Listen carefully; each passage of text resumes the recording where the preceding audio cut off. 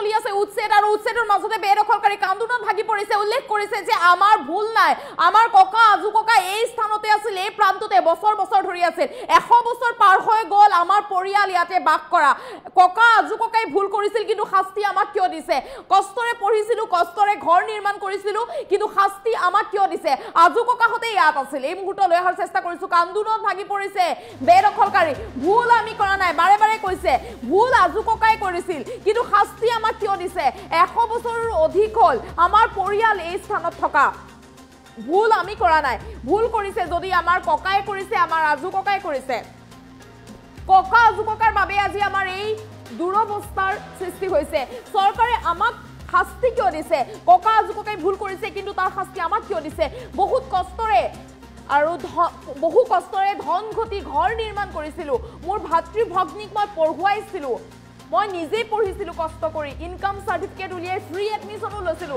তাৰ পিছত মোক বাংলাদেশী কিয় খজোৱা হৈছে মোৰ ভাইটিয়ে ফাৰ্ষ্ট ডিভিজন লেটাৰ মাৰ্ক পাই উত্তীৰ্ণ হৈছে মই বহু দুখ কষ্টৰ মাজেৰে বিএ পাছ কৰিলো কিন্তু তাৰ পিছত আমাক বাংলাদেশী খজোৱা হৈছে মোৰ মা দেউতাই কেতিয়াও কোৱা নাছিল যে এই মাটি চৰকাৰী মাটি মোৰ ককা মোৰ আজু ককা ইয়াতে বাস কৰিছিল ইয়াতে জন্ম হৈছিল মোৰ ককা মোৰ আজু ককাৰ দিনৰ পৰাই ইয়াত আছে এই স্থানতে আছে আৰু 100 বছৰ পাৰ হৈ গল আমাৰ পৰিয়াল ইয়াত থকা তাৰ পিছত মই কেনেকৈ বাংলাদেশী হলো বা আমাৰ পৰিয়াল কেনেকৈ বাংলাদেশী হল কান্দোনত ভাঙি পৰিছে এটা বেদখলকাৰী বাৰে বাৰে কৈছে আমি ভুল কৰাই নাই ভুল আমাৰ ককাই কৰিছিল বা আমাৰ আজু ককাই কৰিছিল যদি কেনেকৈ ভুল হৈছিল কিন্তু সেই ভুলৰ শাস্তি চৰকাৰে আমাক কিয় দিছে বছৰ বছৰ ধৰি আমি এই স্থানতে আছিলো এই প্ৰান্ততে আছিলো তাৰ পিছত আমাক উচ্ছেদ কিয় কৰিবলৈ আহিছে আমি ভুল কৰা নাই 100 বছৰ পাৰ হৈ গল ইয়াত থকা আমাৰ পৰিয়াল তেন্তে আমি কেনেকৈ বাংলাদেশী হলো আমাক বাংলাদেশী বুলি কিয় কোৱা হৈছে ইনকাম সাৰ্টিফিকেট উলিয়াই মই ফ্ৰী এডমিশন লৈছো বিএড সকলো আমি ইয়াতে আৰম্ভ কৰিছিলো আমাৰ কৰ্মজীৱন ইয়াতে আৰম্ভ কৰিছিলো বহু কষ্ট কৰি মই মোৰ ভাতৃ ভগ্নীক পঢ়ুৱাইছিলো বহু কষ্ট কৰি মই সপোনৰ ঘৰখন নিৰ্মাণ কৰিছিলো কিন্তু এতিয়া প্ৰশাসনে মাত্ৰ কেইটামান মুহূৰ্তৰ ভিতৰতে ভাঙি চুৰমাৰ কৰিলে মোৰ সপোনৰ ঘৰখন অতি কষ্টৰে মই নিৰ্মাণ কৰিছিলো এই ঘৰটো বহু বছৰৰ উপাৰ্জন মই সাঁচি ৰাখি ঘৰ নিৰ্মাণ কৰিছিলো কিন্তু মাত্ৰ কেইটামান সেকেন্ডৰ ভিতৰতে ভাঙি চুৰমাৰ কৰিলে উচ্ছেদিতৰ মন্তব্য আছে এই মুহূৰ্তত মন্তব্য শুনাই ল'ব বিচাৰিছিলো নাছিল এখন বিজয়াৰ ভূমি হয় আমি স্যাৰ ক'বলৈ গ'লে আমি একো ভুল কৰা নাই ভুল কৰিছে যদি সেইটো আমাৰ ককা আজু ককাই ভুল কৰিছে সেইটো কাৰণে আজি আমাৰ এই অৱস্থা হ'ল এতিয়া আমাৰ ইমান কষ্টৰ ধনেৰে আমি এখন ঘৰ সাজিছিলোঁ এটা লেট্ৰিন বাথৰুমো সাজিছিলোঁ আৰু মেইন কথাটো হ'ল মোৰ দুটা ভাই ভনী আছে তাক আমি লিখা পঢ়া কৰাই আছোঁ এটা সৰু দোকান দি এতিয়া চৰকাৰে যে উচ্ছেদ কৰিছে আমি এতিয়া ভাই ভনীক লিখা পঢ়া কেনেকৈ কৰিম এতিয়া এই যোৱা বছৰত মোৰ ভাইটি ফাৰ্ষ্ট ডিভিজন পাছ কৰিছে লেটাৰ মাৰ্ক লৈ ময়ো বিএ পাছ কৰিছোঁ মই এজন শিক্ষিত ল'ৰা মোৰ দেউতা আমাৰ একদম লিখা পঢ়া নাজানে মোক কেতিয়াও কোৱা নাছিলে যে এইটো গেজেং মাটি হয় আৰু 2013 যেতিয়া আমি মেট্ৰিক পাছ কৰিছিলোঁ তেতিয়া মই ইনকাম সাৰ্টিফিকেট লাগে ইনকাম সাৰ্টিফিকেট দিলেহে আমাৰ ফ্ৰী এডমিশন হয় তেতিয়া আমি ইনকাম সাৰ্টিফিকেট মজাদাৰৰ পৰা আনিছোঁ ইনকাম সাৰ্টিফিকেট দিছে মই ফ্ৰীকৈ এডমিশন ল'ব পাৰিছোঁ তাৰপিছতহে গম পাইছোঁ ছাৰ এইখন গেজেং মাটি হয় এতিয়াতো আমি ক'বলৈ গ'লে কালিৰহে প্ৰজন্ম আমিতো এইখিনি গমেই নাপাওঁ এতিয়া আমি কিনো কৰিম আমিতো ভুল কৰা নাই ছাৰ মোৰ দৃষ্টিত মই ভুল কৰা নাই না সেইটো একেবাৰে ভুল চৰকাৰী মাটি বেদখল কৰিব নালাগিছিল কিন্তু আমাৰ প্ৰজন্মতো আমি কৰা নাই ছাৰ আমাক কেলে শাস্তি দিছে চৰকাৰে কেলে আমাক শাস্তি দিছে আমি কি অকল ভাৰতৰ নহয় নেকি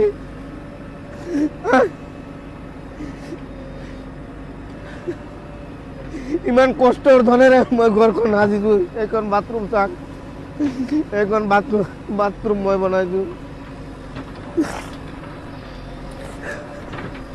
এতিয়া চৰকাৰে নিৰ্দেশ দিছে এইখন উচ্ছেদ হ'ব চৰকাৰৰ নিয়মটো আমাৰ মানিবই লাগিব এইখন চৰকাৰৰ নীতি মানিবই লাগিব আমাৰ মানি ঘৰখন ভাঙি লৈ গৈছোঁ এতিয়া ছাৰ আমি ক'ত যাম আমিতো ভুল কৰা নাই নহয় আমি ভুল কৰিছোঁ ভুল কৰা নাই নহয় ভুল কৰিলে আমাৰ ককা আজু ককাই কৰিছোঁ সেইটো এতিয়া আমাৰ এতিয়া ভুগিব লগা হৈছে এতিয়া কি কৰিম ছাৰ আৰু এনে দুখৰ মাজত মানুহে কৈ থাকে আমি সন্দেহযুক্ত আমি কেনেকৈ সন্দেহযুক্ত হ'লো ছাৰ মোৰ ককা আজু ককা আজি প্ৰায় 110 বছৰত এইখন লখিমপুৰতে বসবাস কৰি আছে। মই কেনেকৈ বাংলাদেশী হ'ম, মই কেনেকৈ সন্তযুক্ত হ'ম? মই এইবিলাক বাংলাদেশী সন্তযুক্ত মই বুজিয়ে নাপাওঁ। মই একজন অসমীয়া ল'ৰা, মই অসমীয়া মাধ্যমত লিখা পঢ়া কৰিছোঁ। মোৰ ভাইটিৰ ভণ্টিক এইখন অসমতে লিখা পঢ়া কৰি আছোঁ। এনেকৈ ক'লে আমি মানি নলওঁ। আমাৰ মাটি দিবই লাগিব, চৰকাৰে আমাক মাটি দিবই লাগিব। মই মানি নলওঁ। মই ছাৰ ভাগৰ হৈছোঁ, ক'ব নোৱাৰোঁ। আছিলোঁ এইখন বিজিয়াৰ ভূমি হয়। আমি ছাৰ ক'বলৈ গ'লে আমি একো ভুল কৰা নাই। ভুল কৰিছে যদি সেইটো আমাৰ ককা আজু ককাই ভুল কৰিছে, সেইটো কাৰণে আজি আমাৰ এই অৱস্থা হ'ল। এতিয়া আমাৰ ইমান কষ্টৰ ধনেৰে আমি এইখন ঘৰ সাজিছিলোঁ, এটা লেট্ৰিন বাথৰুমো সাজিছিলোঁ। আৰু মেইন কথাটো হ'ল মোৰ দুটা ভাই ভনী আছে, তাক আমি লিখা পঢ়া কৰাই আছোঁ এটা সৰু দোকান দি। এতিয়া চৰকাৰে যে উচ্ছেদ কৰিছে, আমি এতিয়া ভাই ভনীক লিখা পঢ়া কেনেকৈ কৰিম? এতিয়া এই যোৱা বছৰত মোৰ ভাইটিৰ ফাৰ্ষ্ট ডিভিজন ফাৰ্ষ্ট কৰিছে লেটাৰ মাৰ্ক লৈ। ময়ো BA ফাৰ্ষ্ট কৰিছোঁ। মই এজন শিক্ষিত ল'ৰা। মোৰ দেউতা আমাৰ একদম লিখা পঢ়া নাজানে। মোক কেতিয়াও কোৱা নাছিলে যে এইটো গেজেং মাটি হয়। আৰু 2013 যেতিয়া আমি মেট্ৰিক পাছ কৰিছিলোঁ, তেতিয়া মই ইনকাম চাৰ্টিফিকেট লাগে। ইনকাম চাৰ্টিফিকেট দিলেহে আমাৰ ফ্ৰী এডমিশ্যন হয়। তেতিয়া আমি ইনকাম চাৰ্টিফিকেট মোজাদাৰৰ পৰা আনিছোঁ। ইনকাম চাৰ্টিফিকেট দিছে, মই ফ্ৰীকৈ এডমিশ্যন ল'ব পাৰিছোঁ। তাৰপিছতহে গম পাইছোঁ ছাৰ এইখন গেজেং মাটি হয়। এতিয়াতো আমি ক'বলৈ গ'লে কালিৰহে প্ৰজন্ম। আমিতো এইখিনি গমেই নাপাওঁ।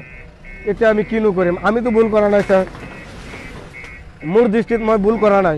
সেইটো একেবাৰে ভুল। চৰকাৰী মাটি বেদখল কৰিব নালাগিছিল, কিন্তু আমাৰ প্ৰজন্মততো আমি কৰা নাই ছাৰ।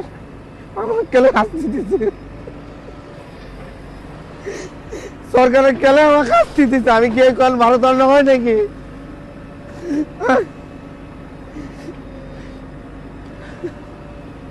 ইমান কষ্টৰ ধনেৰে মই ঘৰখন সাজিছোঁ। এইখন বাথৰুম চাওক, এইখন বাথৰুম মই বনাইছোঁ। এতিয়া চৰকাৰে নিৰ্দেশ দিছে এইখন উচ্ছেদ হ'ব। চৰকাৰৰ নিয়মটো আমাৰ মানিবই লাগিব। এইখন চৰকাৰৰ নীতি মানিবই লাগিব। আমাৰ মানি ঘৰখন ভাঙি লৈ গৈছোঁ।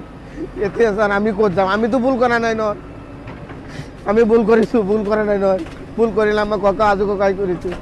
সেইটো এতিয়া আমাৰ এতিয়া ভুগিব লগা হৈছে। এতিয়া কি কৰিম ছাৰ? আৰু এনে দুখৰ মাজত মানুহে কৈ থাকে আমি সন্দেহযুক্ত। আমি কেনেকৈ সন্দেহযুক্ত হ'লোঁ ছাৰ? মোৰ ককা আজু ককা আজি প্ৰায় 110 বছৰত এইখন লখিমপুৰতে বসবাস কৰি আছে।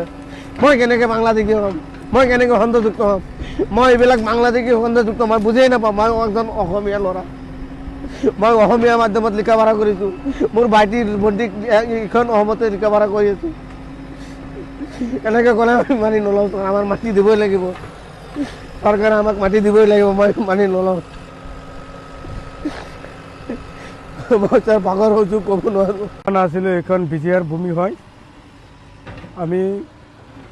আমি ছাৰ ক'বলৈ গ'লে আমি একো ভুল কৰা নাই। ভুল কৰিছে যদি সেইটো আমাৰ ককা আজু ককাই ভুল কৰিছে, সেইটো কাৰণে আজি আমাৰ এই অৱস্থা হ'ল।